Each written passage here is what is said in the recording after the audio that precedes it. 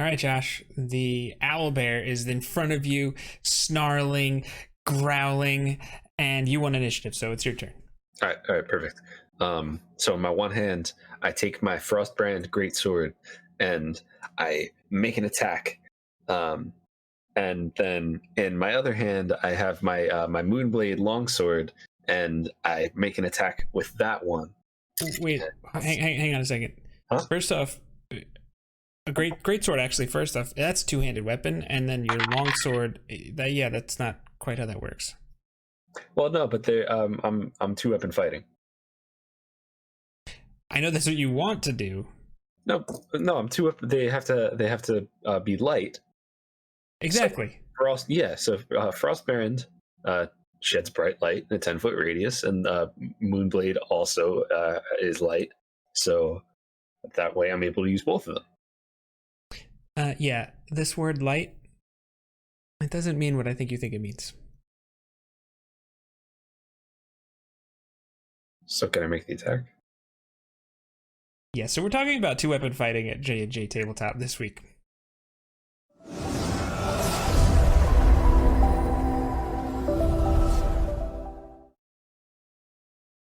Hey, what's going on, everybody?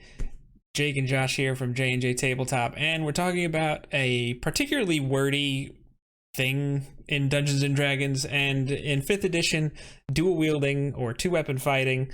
I feel like I mix up these terms a lot. I mix up the rules a lot. In fact, the other day, which is probably almost 3 weeks ago now, at least when this video releases, I was telling Michael, hey, you should totally have a dagger in case you miss with your rapier and you can still deal your sneak attack damage. And that was not correct. So, Josh, just because clearly I am struggling with this rule myself, can you please shed some light? Sure. As to how this works. Yeah, I got you. So two-weapon fighting. I'll just read it straight from the book. It says, when you take the attack action and attack with a light melee weapon that you're holding in one hand, you could use a bonus action to attack with a different light melee weapon that you're holding in the other hand. You don't add your ability modifier to the damage of the bonus attack unless that modifier is negative. And if either weapon has the thrown property, you can throw the weapon instead of making a melee attack with it. Okay. The part that I always forget, actually feel like I normally have a pretty decent handle on this. The part I always forget is that both weapons have to be light, which we were poking fun of in the intro. If it doesn't personally make sense to me that a rapier does not qualify because it's a rapier. It's already a dex weapon. I kind of almost think that should go hand in hand. Another pun. Anyways, so both weapons need to be light, and in order to use the second attack, you have to first use the first attack, which can get a little wonky, a little wordy there. However, these are very important rules to remember. There are two ways to improve this.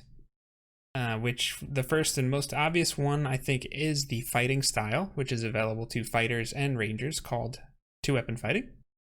And what that does is it lets you add your ability modifier to damage rolls with the offhand attack, right? If you deal with short sword damage, that's 1d6. Now you'd be able to use either your strength or dexterity modifier like you would with a regular attack roll. So that's actually really, really helpful if you're looking to do two-weapon fighting in your build. The other way is the dual wielder feat. So how does that one work? So dual wielder is really nice because this is where you could get rid of that thing that you usually forget. So you can use two-weapon fighting even when the one-handed melee weapons that you're holding aren't light. So if you want to dual wield longswords, you could do it. Still can't do it with greatswords because that's a two-handed weapon. And the rest of that is you gain a +1 bonus to AC when you're wielding separate melee weapon in each hand. And you could also draw or store two one-handed weapons when you would normally be able to only draw or stow only one. So it's definitely a nice thing to have. That's really gonna boost your damage output if that's what you're trying to do for a build. Like you're switching a D6 from a short sword or 2d6 to 2d8 for longswords or whatever you feel like using. So that can definitely be nice. And anything that increases your AC is nice. When it comes to thinking about the two weapon fighting, I always forget. I usually think that the second, it's only the offhand that has to be light. Like I could use a long sword because I could normally use a long sword with one hand. So that one actually does kind of really mess with me a little bit there. I just thought you always had to use like a dagger or a short sword or something like that with the light property in the offhand. But here it just removes the rule completely, or that requirement completely. I feel like usually when I think of two weapon fighting, I tend to think that it's going to make you this massive damage dealer. Like you might not hit quite as hard as someone that's got this big maul or great axe or something, but you're still going to be like keeping up with them as far as your damage goes. And I think there are fun ways to use it, but I think if we're going to like say compare this to something like Great Weapon Master and Polearm Master, overall I think as you level up and go through your levels, it's probably not going to quite reach the same heights that those builds can do for you. However, there still are some really, really valid uses for this build and some situations that we're going to talk about that I think would make a lot of sense to consider dual wielding, or at least have the option available to you in combat. So I think the one nice thing in comparison to something like Great Weapon Master, when you're talking about dual wielding, is when you're using two weapon fighting, you might not hit as hard as someone who hits with like Great Weapon Master or something like that, but you're giving yourself more opportunities to hit, which is really nice to have because the dice like to roll in mysterious ways, we'll say.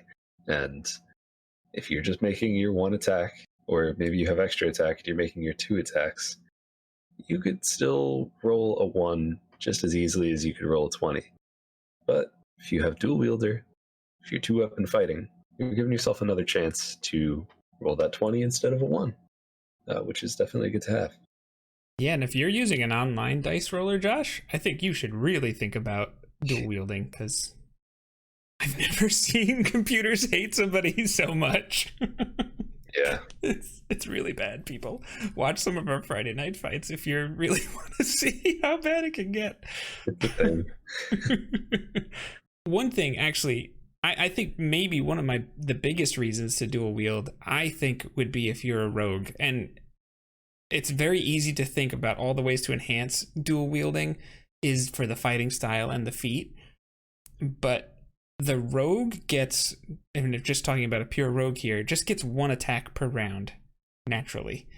And if you miss with that attack, you don't deal your sneak attack damage. So even if all you do is just keep a dagger on your leg or in your belt or something like that for that opportunity, when you do miss, you have another chance to deal that sneak attack damage.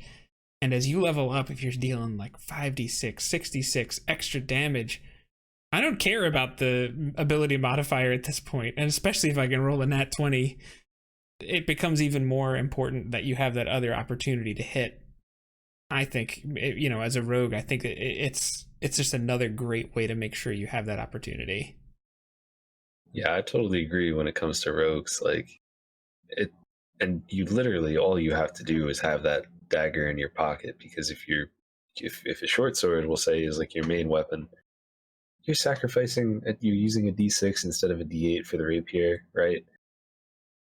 You still have that dagger on you. If you miss it, you're still completely within your action economy to take out that dagger and either throw it or stab with it, and that's totally fine. And Yeah. it's definitely something that it's way better to give yourself the option to use it. I think talking about the rogue using it kind of brings up, for me, it makes me think of really the biggest enemy, I would call it, to two weapon fighting, which would be the action economy itself. Because one of the nice things about a rogue is that they are able to do more with their bonus action than other classes can. So you could disengage, you could take the dash action, and you could hide as a bonus action. If you're using your bonus action consistently to attack using 2-weapon fighting, then you're kind of taking away some other things that you could do. But if you have that dagger in your back pocket to use, then it's just kind of there as your just in case plan. Yeah, it's almost like an extension of the cunning action, right? Like if you hit with your primary and you deal the sneak attack, who cares? It's just a D4 pyramid if you hit. Like, nah, if you want to dash or disengage, whatever. It's just another tool in the tool belt, and that really actually almost feels like it even fits the rogue's playstyle even more. I personally think if you're the wizard and you're looking to haste a party member, by the way, don't ever pick the rogue. There's no value in that. You can deal sneak attack once per turn. Rogues are good for one good hit. After they get that one hit, get them out of there. They're fantastic. I love rogues. But they're meant to get that one good hit. And going right alongside that bonus action and action economy thing that I was just saying, you have things like Hunter's Mark and Hex will be good if you're fighting like something that is just like a giant sack of hit points. You use Hunter's Mark, that's going to be your bonus action, so you're only going to be able to make one attack that turn, unless you have extra attack. But you're not going to be able to use 2-weapon fighting that turn. But then, after that, anytime you hit when you have Hunter's Mark active, anytime you hit that target, you're adding a d6 to your damage. So if Hunter's Mark is active, then you're taking your main attack, doing damage, adding Hunter's Mark to that, and then you're taking your bonus action attack, doing your damage, adding Hunter's Mark to that. And if you have extra attack on top of that, then you're just doing a lot of damage. Yeah, just squeezing every possible attack you can for just if I hit, it's another dice. It's another dice. That adds up. That's why we're just talking about rogues. Rogues are strong because d6s add up. In and of itself, a d6 is not much, but once you start adding them on top of each other, it's a lot. And I think another great reason for this is if you are going to use your feats to pimp this out, you get the extra point of AC, and that having better AC, like no one is ever going to complain about that. Mm-hmm. So I think there certainly are reasons to do it. And, you know, whatever your goals are as far as the flavor of class you're trying to play, because I personally like exploring other ways to go about stuff. Like I do think that it's fun to know what like the meta way is to power game. But I mean, right now on Rare Drop Roleplay, I'm playing an Eldritch Knight Archer. So I mean, I'm not going for the like perfect damage build. I'm going for a build that I think is just going to be really fun to play. And I think dual wielding gets a shoddy reputation because, like we said earlier, it doesn't necessarily stack up with things like Polearm Master and Great Weapon Master. But don't forget that technically those are feats, and feats are technically an optional rule. So although I've never played in a game that didn't allow them, I do think that those games exist. So yeah, I know that seems weird to say, right? They do exist. Just think of the old M&M's commercial now. So. I can go for some M&M's right about now. So just to put together a couple of builds to show how fun dual wielding can be, Josh and I each chose one and figured we'd explain it to you. So the one I chose was a half-orc champion fighter that is going to multi-class into barbarian. So the whole idea here is a champion fighter, I think, usually gets a bad rap, but one thing they get at level 3 is an increased critical threat range. So instead of just getting critical damage or critical hit on a natural 20, it's a natural 20 or a natural 19. So that's when you're going to start doubling your dice. There's a theme here. Half orcs, they have a thing where when they critical hit, they also get an extra dice. So this theme is increasing. And then barbarians also get the same thing plus reckless attack, which lets them have advantage, which is like, instead of having one chance to roll a natural 20, every attack you could give yourself 2 chances to roll a 19 or a 20. So you're really maximizing and doubling down on trying to get those critical hits. Obviously, that's not going to happen every turn, but critical hits just start stacking upon stacking upon stacking as you level up as a barbarian when they get their brutal critical feature. So that could also just be a really fun build to have. And yeah, it would be unique. I feel like not many people would go to the table with something like that, and you could have a good time. How about you, Josh? What'd you pick? So in true Josh fashion, I made a ranger, and it's a little simpler than your build. It's not a no specific race, no multi-classing or anything like that. You could use whatever race you like best for this, as far as game rules go. And if we'll just say the only thing that really matters is if you're using a strength-based character, you're going to be using long swords. If you're using a dex-based character, you should probably use rapiers. I'm assuming that you took the dual wielder feat, and at level 3, I'm assuming that you went hunter and you chose Colossus Slayer. So you are going to make an attack. That's going to be a d8. You're going to add your modifier. Then you're going to make an attack. And as long as your first one hit, it's going to be another d8 and another d8 because of Colossus Slayer. Then you're going to add your modifier because fighting style. Now, if you had time to add Hunter's Mark on top of this, then it's going to be d8 plus d6 plus your modifier plus d8 plus d8 plus d6 plus your modifier. All that to say, I freaking love Rangers. So Rangers is another class that does not get the love I think it deserves.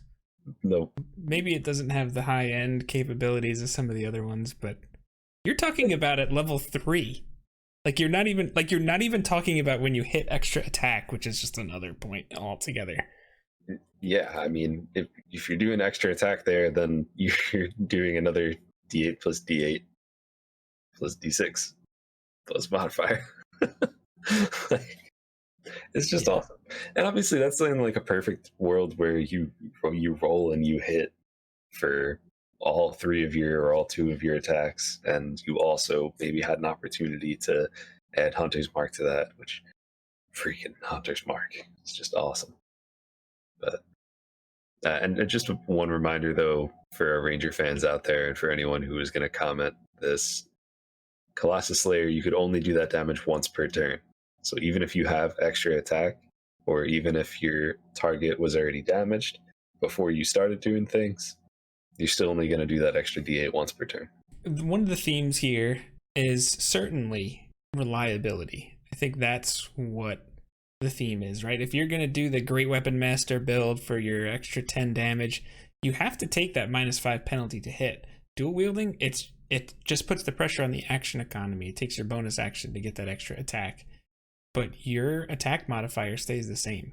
So you're going to be hitting more often. So even if your potential damage output isn't as high, you're going to be really reliable in combat. It's kind of like, the ranged warrior that takes the archery fighting style. It's just something that's just going to keep hitting. You're just going to keep hitting. Just going to keep hitting. And again, if you have weapons like a Flame Tongue or Frostbrand or a Dragon Slayer, they deal their extra damage dice when they hit. You don't have any other special circumstances to it. If you want to see how effective that can be, check out the Dragon of Icespire Peak playthrough. That's going to be right there. Right. Boop. Where'd it go? Okay. Oh, all right. One thing that I will say about 2-weapon fighting is that even if you're not setting yourself up for it as far as like taking the feat and taking the fighting style, it kind of goes into how we explained the rogue before earlier in the video. As long as you are using some sort of weapon like a short sword or a dagger or something like that, you are setting yourself up to be able to use that second bonus action attack, as long as you have like a dagger or something stowed. And that could be really helpful just to have in your back pocket, even if it's not your main thing. And I think that is definitely one strength of 2-weapon fighting. Yeah, any situation. I mean, imagine if there's a spellcaster that has to make concentration checks. I mean, it might be a DC 10, but hey, it's just another roll of the dice that they have to navigate. Mm-hmm. It could be anything. Maybe your DM has some kind of minions around, and all you gotta do is hit them. There's lots of ways it can be more valuable to not put all your eggs in one basket. It's a good point, Josh. Those are 2 good points. One thing I will say about 2-weapon fighting is that I totally forgot what I was going to say about 2-weapon fighting. One thing I will say about 2-weapon fighting is that as long as if your build is set up for it, like, you don't even have to take those feats or the fighting style or anything like that. Like what we were talking about as far as the sneak thief, the assassin, the swashbuckler, the rogue. As far as the rogue goes, you're able to. What is going on right now? I'm struggling, man. We've descended into chaos. Should I just start straight over from the one thing I'll say about the rogue or the 2-weapon fighting? I just want to laugh tomorrow when I'm editing this, so we'll just go however long you want. All right.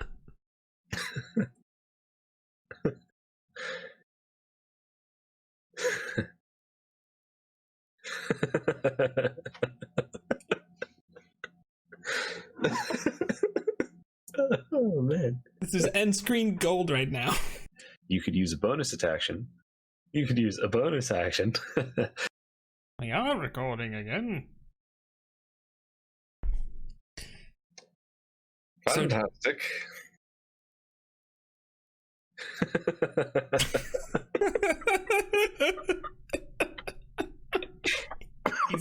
He's done.